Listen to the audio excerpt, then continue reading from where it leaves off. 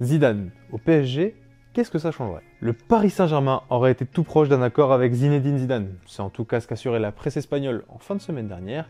Et finalement, le rêve des supporters parisiens aura été de courte durée. La rumeur a été rapidement démentie par le conseiller d'Izou en personne.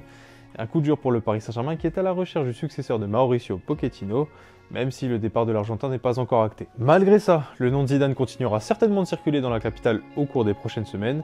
Alors viendra ou viendra pas, telle est la question. En tout cas, une chose est sûre, c'est probablement l'homme de la situation au PSG. Parce qu'on en a vu des entraîneurs passer sur le banc parisien depuis le début de l'RQSI. Antoine Comboiré, Carlo Ancelotti, Thomas Tuchel, Unai Emery, Laurent Blanc, Mauricio Pochettino, bref, la liste commence à être longue. En tout cas, ils partagent tous un point commun, aucun n'a remporté la Ligue des Champions. C'est pourtant l'objectif ultime affiché par le PSG ces 10 dernières années, et de ce point de vue, Zidane semble être tout indiqué pour rectifier le tir. L'ancien Madrilène a remporté 4 coupes aux grandes oreilles, une en tant que joueur, 3 autres sur le banc du Real, un palmarès dont Christophe Galtier, le favori du nouveau directeur sportif parisien Luis Campos, ne peut pas se targuer. Autrement dit, Zidane pourra apporter au PSG l'expérience européenne qui lui manque pour aller chercher le Graal, même s'il y a 2 ans de ça, Thomas Tuchel n'en était pas si loin. Peu importe, ce n'est pas la seule longueur d'avance dont dispose l'ancien galactique sur l'ex-technicien lillois, puisqu'il a l'expérience et le savoir-faire des gros vestiaires. Sergio Ramos, qui évolue actuellement au PSG, ne vous dira pas le contraire.